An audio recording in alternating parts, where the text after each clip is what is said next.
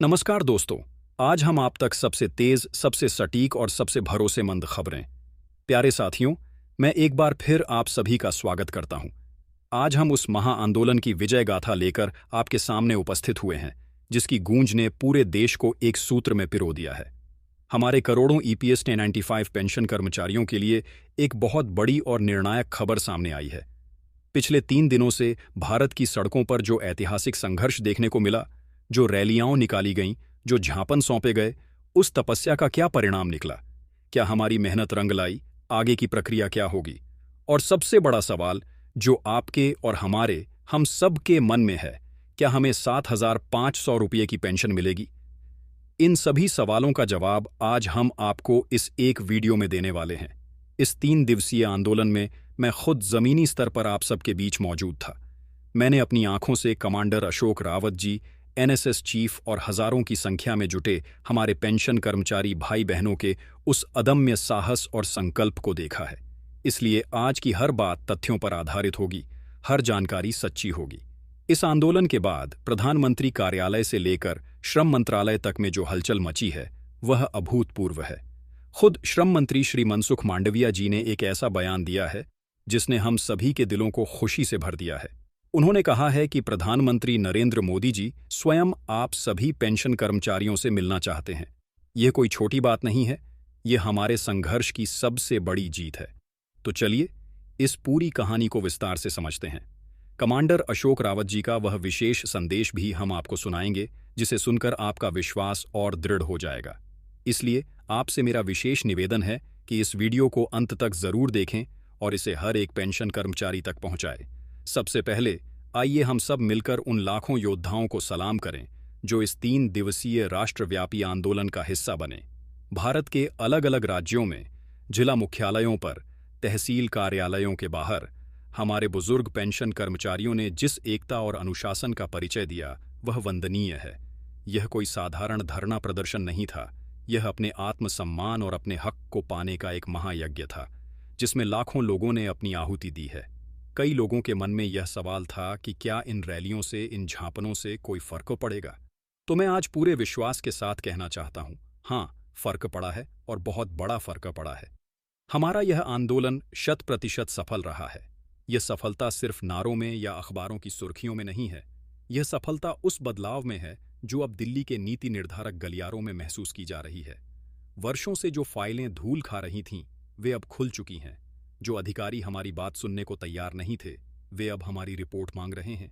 और जिस सरकार को लगता था कि यह आंदोलन कुछ दिनों में ठंडा पड़ जाएगा, उसे अब हमारी संगठित शक्ति का एहसास हो गया है।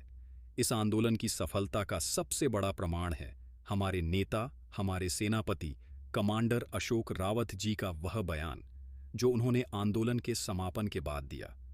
उनके शब्दों में निराशा नहीं, बल्कि एक विजेता का आत्मविश्वास झलक रहा था।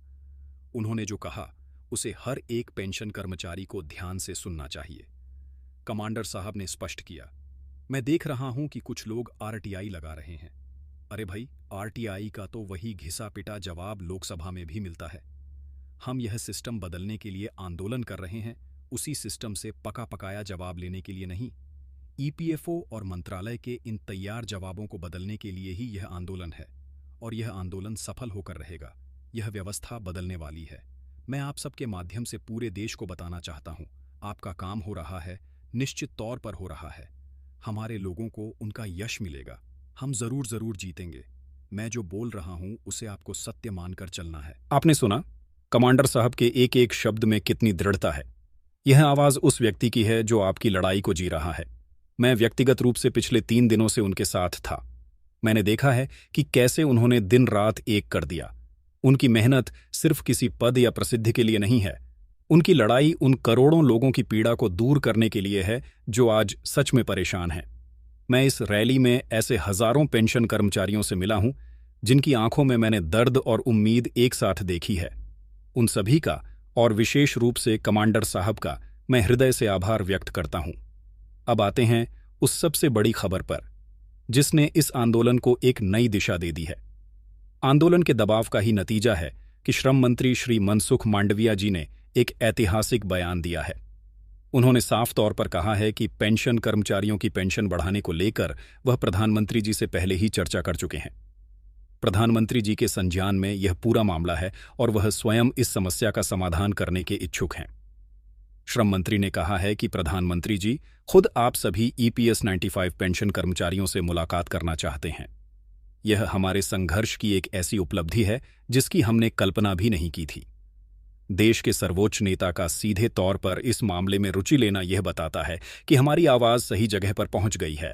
श्रम मंत्री जी ने यह भी स्पष्ट किया है कि सरकार आपकी न्यूनतम पेंशन को 7,500 रुपये करने की मांग पर सहमत है, लेकिन इसे एक साथ लागू नहीं किया जा सकता।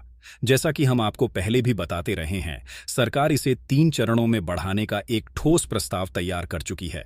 यह कोई खोखला आश्वासन नहीं है। इस प्रक्रिया को जमीन पर उतारने के लिए एक विस्तृत कार्य योजना बनाई जा रही है। सरकार अब पूरे देश में पेंशन कर्मचारियों का एक नया और सटीक डेटाबेस तैयार करने जा रही है। इसके लिए राज्य स्तर पर और जिला स्तर पर विशेष समितियों का गठन किया जाएगा। ये समितियां हर जिले में जाकर यह पता लगाएंगी कि कितने पेंशन कर्मचारियों को 1,000 रुपये मिल रहे हैं, कितनों को 1,000 से कम या ज्यादा मिल रहे हैं, कितने ऐसे लोग हैं जिन्हें 6,000 रुपये जैसी विसंगतिपूर्ण पेंशन मिल रही है, किस कर्मचारी ने कितने वर्षों तक सेवा की है और अंशदान दिया है, सेवानिवृत्ति के समय उनका अंतिम वेतन कितना था। यह पूरी जानकारी इसलिए इकट्ठा की जा रही है ताकि पेंशन वृद्धि का एक पारदर्शी और न्यायपूर्ण फॉर्मूला तैयार किया जा सके।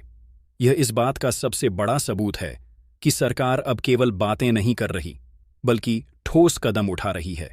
यह अनुमान लगाया जा रहा है कि यह पूरी प्रक्रिया अगले कुछ महीनों में पूरी कर ली जाएगी और दीपावली के शुभ अवसर पर प्रधानमंत्री जी द्वारा आपको एक बड़ी खुशखबरी मिल सकती है। इस आंदोलन की जमीनी हकीकत की कुछ झलकियां भी मैं आपके साथ साझा करना चाहता हूं। उत्तराखंड के हल्द्वानी से हमारे एक साथी श्री नरेंद्र जी ने हमें खबर भेजी है कि वहां एसडीएम कोर्ट में पेंशनरों ने जोरदार प्रदर्शन किया और सांसद श्री अजय भट्ट जी के आवास पर जाकर अपनी 6 सूत्रीय मांगों का ज्ञापन सौंपा। उस ज्ञापन में बताया गया कि दशकों की सेवा के बाद भी आज देश में औसत मासिक पेंशन मात्र 1,170 रुपये है, जो कि सरासर अन्याय है। हम नरेंद्र जी जैसे जागरूक साथियों का धन्यवाद करते हैं जो हम तक अपने क्षेत्र की खबरें पहुंचाते हैं।